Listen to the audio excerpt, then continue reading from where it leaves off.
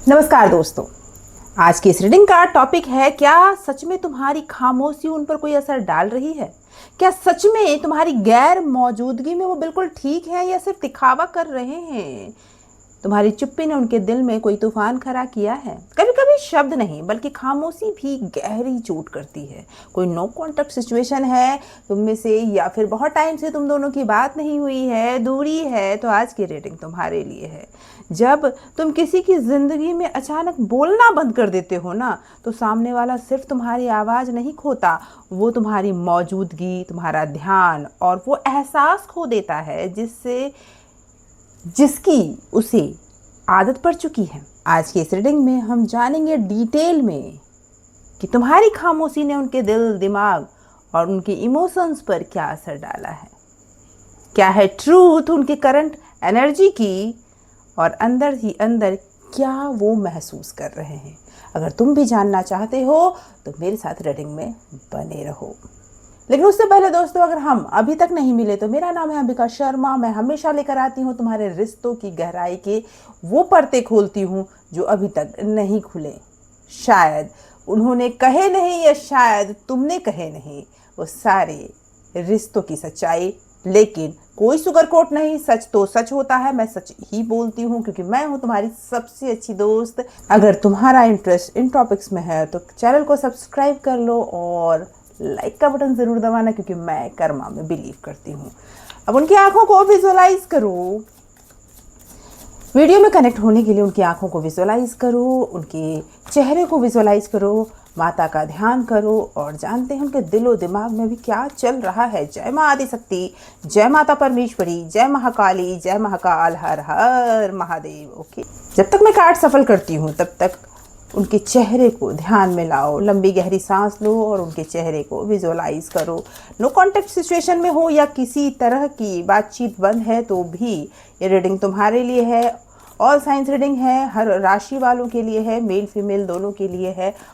Timeless reading है, general और collective reading है। जिस दिन ये रीडिंग अपलोड होती है उस दिन, उस हफ्ते, उस महीने या सालों बाद जब भी ये रीडिंग तुम्हारे सामने आती है, तुम्हारे लिए होगी ये रीडिंग में लास्ट तक ज़रूर बने रहना, क्योंकि लास्ट में मैं बताऊंगी माता का वो संदेश जो तुम्हारे लिए खास है, तुम्हारा जानना ज़रूरी है। तभी तुम इस रीडिंग में हो, क्योंकि ज़िंदगी में कोई भी चीज़ कोइंसिडेंस नहीं होती। चलो देखते हैं कार्ड्स क्या लेकर आए हैं तुम्हारे लिए। Okay, the moon. तुम में से कई लोग बहुत परेशान दिख रहे हैं मुझे।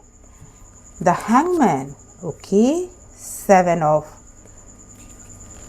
Wand and the chariot. क्या बात है। आज की जो रीडिंग है, तुम्हारी खामोशी का उन पर क्या असर हुआ। पहला ही कार्ड आया है द मून का। ये बता रहा है कि तुम्हारी खामोशी के बाद उनके मन में बहुत सारे सवाल पैदा हुए हैं। जितना तुम सोच रहे हो उतने ही सवाल शायद उनके मन में भी पैदा हुए।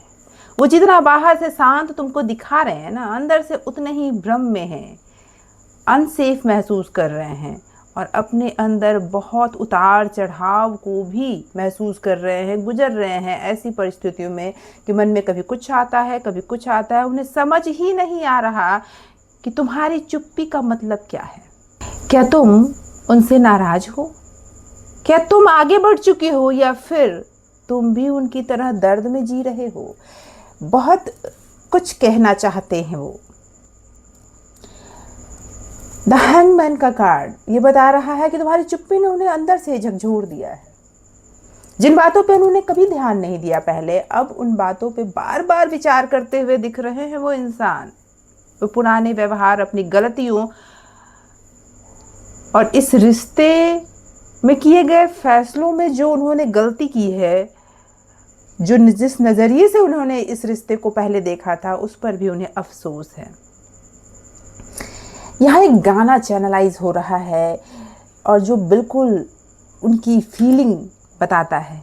वो शाम कुछ अजीब थी, ये शाम भी अजीब है, वो कल भी आस पास थी, वो आज भी करीब है। ये गाना बिल्कुल सटीक चैनलाइज हो रहा है कि वो उस शाम को भी सोच रहे हैं जिस शाम तुम उनके साथ थे, और आज भी वो कहना चाहते हैं कि उन्हें महसूस होता है कि तुम कहीं करीब हो, उनसे दूर नहीं हो। कि तुम्हारी चुप्पी ज़रूर है, लेकिन तुम्हारी यादों ने उनका पीछा नहीं छोड़ा। तुम्हारी जो एब्सेंस है वो उनके लिए अभी भी, उस एब्सेंस में भी वो तुम्हें ढूंढ रहे हैं। बाहर से खुद को बहुत मजबूत दिखाने की कोशिश कर रहे हैं। इस टाइम पे वो खुद से लड़ते हुए दिख रहे हैं। इस टाइम गैर मौजूदगी का एहसास उन्हें अंदर से तोड़ रहा है। यहाँ अगर मैं कहूँ तो उनके इतने उथल पुथल के बाद भी, इतनी परेशानियों के बाद भी वो हार मानने वालों में से नहीं है। वो इंसान चैरियट की तरह है। वो इंसान हार नहीं मानेगा। तुम्हारे मौन ने उन्हें अंदर से झकझोर भले ही दिया है, लेकिन साथ ही उन्हें कुछ करने, कुछ आगे बढ़ने और स्थिति को अपने नियंत्रण में लेने की इच्छा जाहिर की है उन्होंने। वो तुम्हें लेकर वो अभी भी सोच रहे हैं। अभी भी उनके मन में ये कहानी समाप्त नहीं हुई है, कहानी शुरू हुई है। आओ कुछ और कार्ड्स लेते हैं, जानते हैं कि कौन सी कहानी अब शुरू हो रही है। क्योंकि अभी भी उनकी चुप्पी, उनकी बेचैनी बढ़ रही है। तुम्हारी खामोशी ने उन्हें अंदर से हिला दिया है। ओके, यस, रिग्रेट दिखा रहा है ये card. 5 of cup, okay, knight of pentacle, peace of sword, okay, the sun. मेरे दोस्तों, कार्ड्स की एनर्जी बहुत खूबसूरती से पूरी कहानी बता रही है। बस समझने का प्रयास तुम्हें करना है। यहाँ ये कार्ड दिखा रहा है उन्हें गहरा पछतावा है, किसी बात का रिग्रेट है, कोई ऐसा डिसीजन जो उन्होंने पास्ट में लिया, लेकिन अब वो उस बात पे रिग्रेट कर रहे हैं, उस बात के लिए पछता रहे हैं। हमारी खामोशी उनके दिल में हलचल मचा रही है। ऐसी बातें उन्हें याद आ रही है, जो बातें उनके तुम्हारे साथ, जो पल तुम्हारे साथ उन्होंने बिताए थे, शायद कोई पल उन्हें दुखी कर जा रहा है। उन्हें लग रहा है उन्होंने बहुत कुछ खो दिया। लेकिन एक चीज मैं बता दूं, इस बार वो बहुत कुछ सोच समझ कर आगे बढ़ना चाहते हैं। जो ब्लॉकेज हैं उसे पहले वो क्लियर करना चाहते हैं। कोई जल्दीबाजी नहीं दिखाना चाहते। और वो ये कार्ड दिखा रहा है कि वो जल्दीबाजी नहीं दिखाना चाहते कि फिर सब कुछ बिगड़ ना जाए। जहां द चैरियट उन्हें आगे बढ़ने के लिए कह रहा है, वहीं पे नाइट ऑफ पेंटिकल ये कह रहा है कि जल्दीबाजी में कुछ नहीं करना है। वो सुनिश्चित करना चाहते हैं कि अगला कदम सही है या नहीं है। वो तुम्हें देख रहे हैं। सोशल मीडिया पे हो सकता है, तुम्हारे प्रोफाइल को चेक कर रहे हों, या फिर तुम्हारे एक्टिविटीज़ को बाहर से ही सही, लेकिन देख रहे हैं। तुम क्या कर रहे हो? क्या तुम खुश हो? या तुम्हारी ज़िंदगी में कोई नया व्यक्ति आ गया है?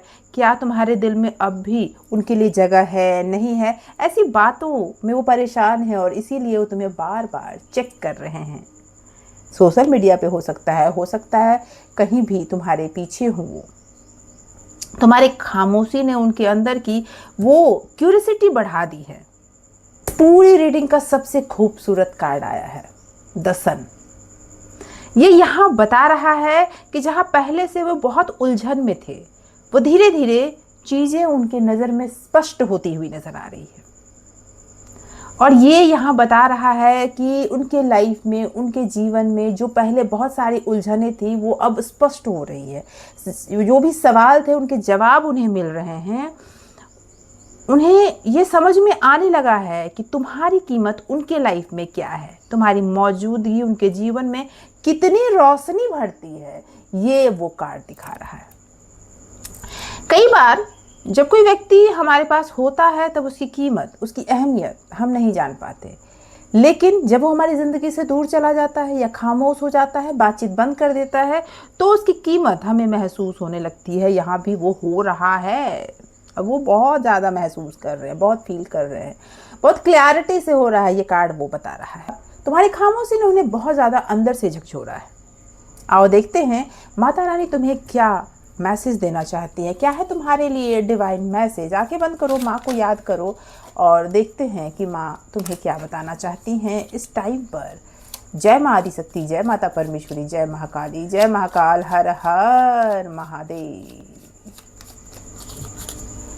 ओके, यस, यहाँ तुम्हारे लिए डिवाइन मैसेज में सीता का कार्ड आया है। यहाँ कार्ड्स को देखते हुए मुझे ये भी नजर आ रहा है कि राहु का असर तुम पर बहुत है, जो तुम्हें भ्रम में रख रहा है। लेकिन माँ सीता तुम्हें वो मैसेज देने आई है जिससे तुम इस भ्रम से निकल पाओगे।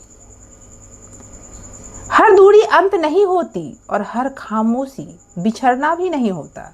कुछ रिश्तों को समय की अग्नि से गुजरना होता है। सीता का ये संदेश है ताकि उनके प्यार को और अधिक शुद्धता मिल सके। माँ सीता की पूरी जीवन यात्रा धैर्य, विश्वास और समर्पण का प्रतीक रही है। उन्होंने कभी भी प्रेम को जल्दीबाजी में साबित करने की कोशिश नहीं की। उन्होंने समय को अपना कार्य करने दिया, जो भी जिस समय पे होना है। तो डिवाइन टाइमिंग पर तुम्हारा रिश्ता सही होने लगेगा। वो टाइम का इंतज़ार तुम्हें करना चाहिए। आज का वही संदेश इस रीडिंग के माध्यम से तुम्हें मिल रहा है। ये सारे कार्ड्स भी यही बता रहे हैं कि तुम्हारी खामोशी ने उस व्यक्ति के भीतर गहरा परिवर्तन शुरू किया है। जो भ्रम था, जो इस रीडिंग की शुरुआत में ही भ्रम दिख रहा था, जो भ्रम तुम्हारे लव पार्टनर के अंदर था या जिस भी रिश्ते के लिए तुम इसे देख रहे हो, जो भ्रम था वो अब आत्मचिंतन में बदलता हुआ दिख रहा है। वो दिख रहा है कि वो पछतावे में है और ये अंत हुआ है द सन के साथ, जो सच्चाई का प्रकाश है, जो कोई भी अंधेरा रहने ही नहीं देगा। ये सब एक ही दिशा में जा रहे हैं, जागृति की ओर। यहाँ माँ सीता तुमसे कहना चाहती है, जिस प्रेम में सच्चाई होती है वो समय की परीक्षा से टूटता नहीं है, बल्कि और अधिक मजबूत होकर उभरता है। अभी जो दूरी दिखाई दे रही है वो शायद दोनों आत्माओं को कुछ महत्वपूर्ण सीख देने के लिए आई है। अगर ये रिश्ता तुम्हारे भाग्य और आत्मा की यात्रा का हिस्सा है, यूनिवर्स तुम्हें दे ही देंगे, रास्ता बना ही देंगे, लेकिन डिवाइन अपना काम अपने समय पे करेगा। याद रखना, धैर्य का अर्थ अपने जीवन को रोकना नहीं होता, उसे और ज़्यादा निखारना होता है। तुम्हें रुकना नहीं है, तुम्हें अपने अंदर, अपने ऊपर फोकस करना है, अपने आत्मसम्मान को बनाए रखना है। झुकने की बात यहाँ नहीं हो रही। अगर तुम सही हो तो तुम रुको, लेकिन झुको नहीं। अपने ऊपर ध्यान दो। माँ सीता की एनर्जी कहती है कि अभी परिणाम को पकड़ने की कोशिश मत करो। बीज बो दिया है, पेड़ हो ही जाएगा, क्यों इतना टेंशन लेना है। क्योंकि कार्ड्स ये बताते हैं कि तुम्हारी लाइफ में सूर्योदय होने का समय आ गया है। तुम्हारे लिए आज का संदेश है, जल्दीबाजी मत करना। अपने प्रेम को डर से नहीं, विश्वास से देखना। तुम डर से देखोगे तो फिर तुम झुकोगे और अपने हाथ से ही अपने प्रेम को खो दोगे। इसीलिए तुम अपने ऊपर फोकस करो, तुम्हारा प्रेम वापस आ ही जाएगा। जिस मिलन पर ईश्वर की मुहर होती है वह समय भले लगे, लेकिन रास्ते बंद नहीं होते। और माँ सीता अंत में तुम्हें ये कहना चाहती हैं, जो प्रेम सच्चा है उसे पाने के लिए संघर्ष नहीं, धैर्य की जरूरत होती है। जो आत्मा तुम्हारी है वह भटक सकती है, लेकिन हमेशा के लिए खो नहीं सकती। रीडिंग का अगर मैं कहूँ कि अगर सार है तो वो ये है कि विश्वास बनाए रखो, अपने प्रकाश को कम मत करो। जो तुम्हारे लिए नियत है वह सही समय पर तुम्हारे जीवन में आ ही जाएगा। तो खुद पर फोकस बनाए रखो। अगर इस रीडिंग से रेजोनेट कर पा रहे हो तो कमेंट में जाकर अभी लिखो 1111। Thank you so much for watching.